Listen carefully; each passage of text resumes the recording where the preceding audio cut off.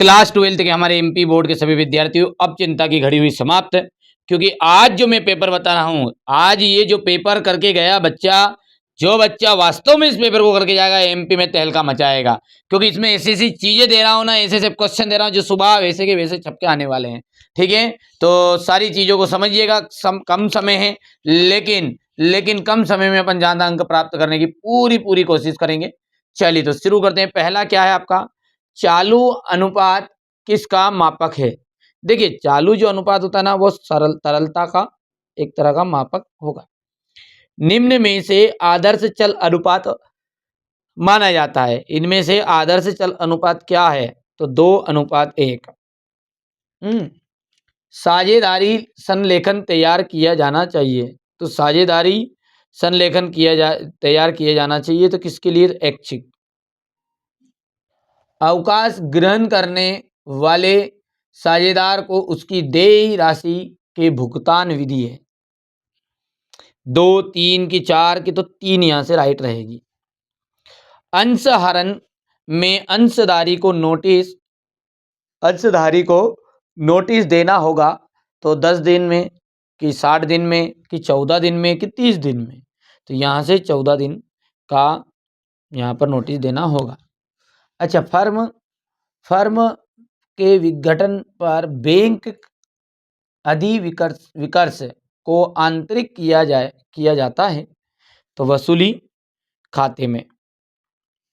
अब देखिए, English medium वाले बच्चों के लिए यहाँ पर पहले की बात करें अपन, तो इसमें ए आ जाएगा। दूसरे में हमारे पास यहाँ पर से ऑप्शन राइट रहने वाला है।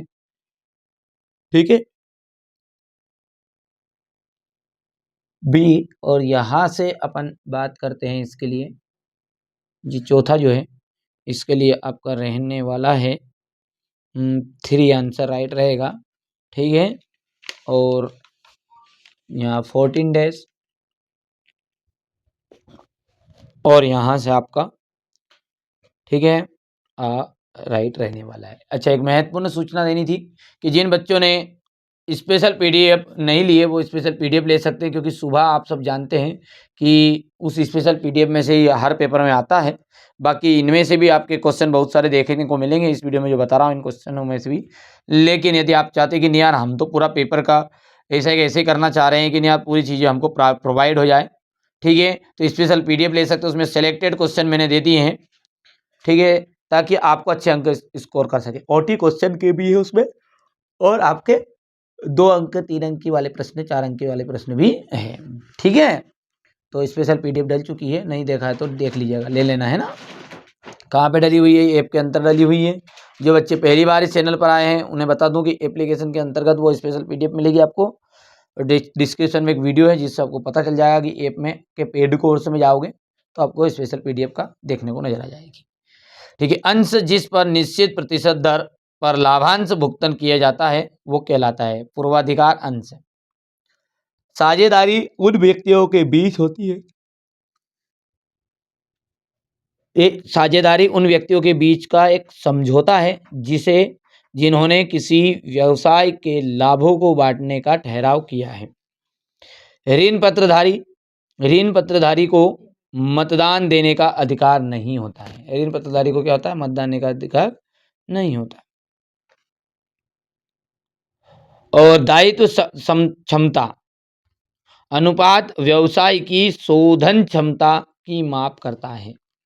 स्थायी पूंजी खाते की दशा में साझेदारों के वेतन, कमीशन, हरण आदि का जो लेखा है वो किया जाता है। तो किसके द्वारा किया जाता है? तो चालू खाते में किया जाता है, में किया जाता है। लेखा काय में किया जाता है? चालू खाते में किया जाता है। अच्छा, ख्याति का वास्तविक मूल्य व्यवसाय के विक्रय के समय ही ज्ञात कर सकता है। हो गया इतना।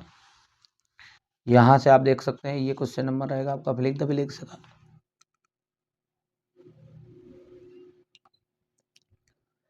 हो गया, स्क्रीनशॉट ले लो और तुरंत जाओ। स्पेशल पीडीएफ नहीं लिए तो स्पेशल पीडीएफ लो तुरंत।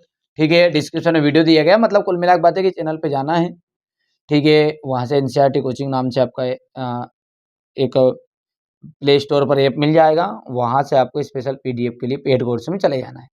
ये डिस्क्रिप्शन में जाओगे तो एक लिंक मिल जाएगी वीडियो की, वहाँ से देख सकते हैं। बाकी तो जिसको लेना है तो खुद ढूंढता ढूंढता पहुंच जाएगा, है ना।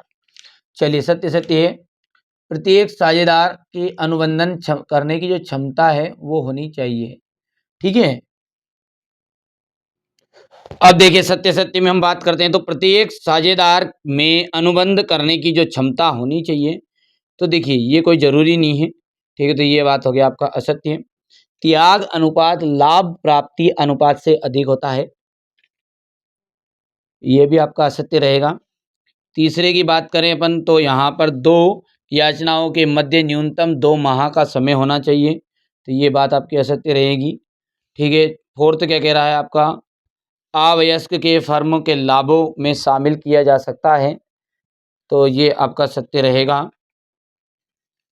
चालू कार्य को चल संपत्ति शीर्षक दिया जाता है, फिफ्थ है, तो यहाँ से ये सत्य रहेगा। चिट्ठा को स्थिति विवरण भी कहते हैं, तो ये भी आपका सत्य रहने वाला है, हो गया। अब यहाँ पर आप देखते हैं ट्रू फॉल्स है, तो ये पहला आपका सत्य है, दूसरा फॉल्स है, तीसरा फॉल्स है।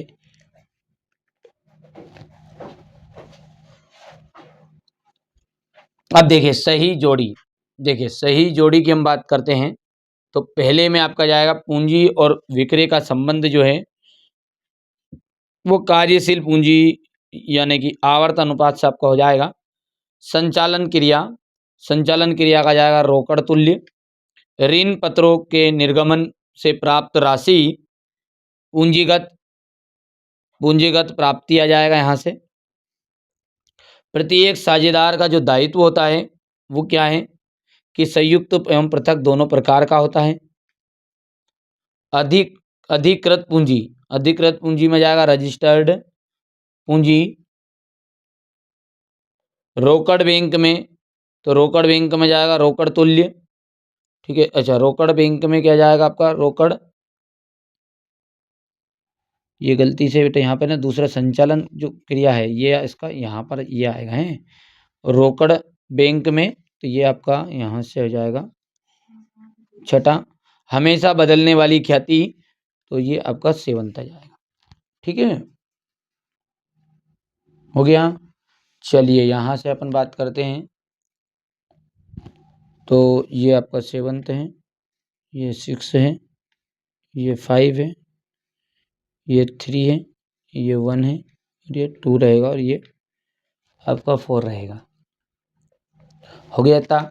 चलिए आगे क्या है हमारा एक वाक्य में उत्तर है। देखिए एक वाक्य में उत्तर मैंने भरवा दिया है ताकि हमारे बच्चों को कम समय में पूरी चीज़ें मिल जाए। और विशेष सूचना मैंने अभी कई बार आपको वीडियो में बता दिया है कि स्पेशल पीडीएफ नहीं ली है तो अंतिम समय है, अंतिम क्षणों में आपको स्पेशल पीडीएफ का ही सहारा लेना चाहिए, क्योंकि उसमें से जो ऑब्जेक्टिव क्वेश्चन बताए गए हैं वो 100% श्योर आएंगे। और साथ ही साथ उसमें जो प्रश्नोत्तर बताए गए हैं क्वेश्चन आंसर, उनमें से यदि 35 से 40 क्वेश्चन भी आपने ऊपर के याद कर लिए तो आपका काम लगभग 100% हो जाएगा, है ना। बाकी मैंने पूरी रिसर्च के बाद ही दिए, ऐसा नहीं है, ठीक है। यहाँ चैनल पर कोई फेक जानकारी या गलत जानकारी नहीं दी जाती है ना। इस विचार में तो आप रो ही मत कि नहीं यार कि यार फेक जानकारी देते हैं, गलत विचार है कि क्या है। देखो हमारा उद्देश्य ये है कि हम भी रिसर्च करते रहते हैं, जो चीज़ें हमारे पास आती है कि नहीं यार हाँ ये चीज़ बच्चों को देनी चाहिए, तो वो प्रोवाइड करने की कोशिश करते हैं बस, और कुछ नहीं है। आपको लगे तो ले लो, नहीं लगे तो कोई बात ही नहीं है, ठीक है। बाकी जो लेगा उसका बेनिफिट है, 100% श्योर है कि फ्री और पैसे में दोनों में ज़मीन आसमान का फ़र्क होता है। इतना तो आप भी जानते हैं और मैं भी जानता हूँ और हर एक बच्चा जानता है, ठीक है। वैसी कोई सी दुनिया की चीज़ नहीं है कि जो असंभव है, सब संभव है ना। तो आप स्पेशल पीडीएफ जरूर एक बार करके देख जाइएगा, हो गया है। चलिए फर्म द्वारा साझेदारों की पूंजी पर ब्याज कब दिया जाता है, दिया जा सकता है, ठीक है। तो देखिए पहले का जो आंसर है उसमें आपको लिख देंगे कि सभी साझेदार सहमत हो, ठीक है। क्या होगा कि सभी साझेदार सहमत हो। अच्छा वसूली खाते में संपत्तियों को किस प्रकार रूप में अंतरित करते हैं, तो मूल्य पुस्तक मूल्य के रूप में। कंपनी की संपत्तियां किसके बराबर होती है, पूंजी और देनदारियों के योग के बराबर, ठीक है। वे ऋण पत्र जिनका नाम कंपनी में रजिस्टर में दर्ज होता है क्या कहलाते हैं, पंजीकृत ऋण पत्र। ख्याति पर नहीं लगाया जाता है तो ख्याति पर क्या नहीं लगाया था, मूल्यह्रास। ठीक है। अच्छा, साझेदार, साझेदार की जो निवृत्ति है कि किसी एक कारण को लिखो। तो साझेदारी के विलेख में निर्धारित प्रावधान के अनुसार इसका होता है। ठीक है, ये भी लिख सकते हैं आप। और साझेदारी का एक निवृत्ति का एक अन्य क्या है, सभी साझेदारों की सहमति भी इसमें लिख सकते हैं अपन, है ना। चलिए यहाँ से अपन लिख सकते हैं, ये तो कर लीजिएगा आप कंप्लीट। इसके बाद में आपका क्वेश्चन नंबर 6 देखो, यहाँ से खास चीज़ें हैं। ठीक है, साझेदार कौन बन सकता है, आंतरिक कोष की मंदे लिखिए, हो गया। इसके बाद में ये अपन बात करते तो फर्मों के अनिवार्य विघटन को समझाइए, वसूली खाते को समझाना है। ये यहाँ से हो जाएगा आपका। क्वेश्चन नंबर 10 है, अधिकृत पूंजी तथा चुकता पूंजी में अंतर बताना है। और अधिकृत पूंजी और निर्गमित पूंजी में अंतर।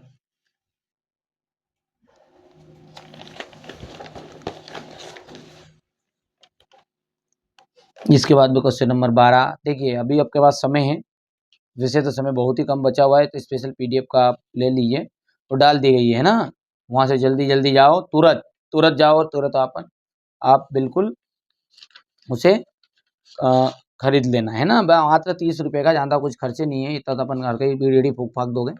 ठीक है, देख लो तुम्हारे हिसाब से। हो गया भैया। क्वेश्चन नंबर ये यहाँ पर है आपका 17। इसके बाद में है आपका ये यहाँ से हो गया है। चलिए इसके बाद में अपन आगे बढ़ाते हैं, तो ये आपका क्वेश्चन नंबर 17 का। ठीक है भैया जी, यहाँ से जाओ क्वेश्चन नंबर 19, 20 के बाद में यहाँ से हो जाएगा ये 20 का, अथवा ये क्वेश्चन नंबर 21, 22 हो गया क्वेश्चन नंबर 22, और ये हो गया क्वेश्चन नंबर 23।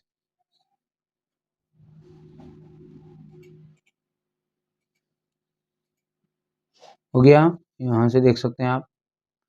चलिए, तो ये आपका मैंने 12th के लिए अकाउंट का एक क्वेश्चन पेपर सोल्व करा दिया है। ठीक है, इससे पहले मैंने सेट ए बी सी भी डाले हैं, नहीं देखा तो देख लेना। पहली बार चैनल पर सब्सक्राइब कर लो, नोटिफिकेशन ऑन कर लीजिए, क्योंकि इस चैनल पर आपको कोई भी गलत जानकारी नहीं दी जाती है। ठीक है, सारी चीज़ें मॉडल पेपर में आपको प्रोवाइड करूँगा, सिंपल पेपर रहेंगे, पर ऐसे खास खास रहेंगे कि इनमें से आने के चांसेस 7% ज़्यादा रहेंगे। चलिए, पहली बार चैनल पर सब्सक्राइब जरूर कर लीजिएगा।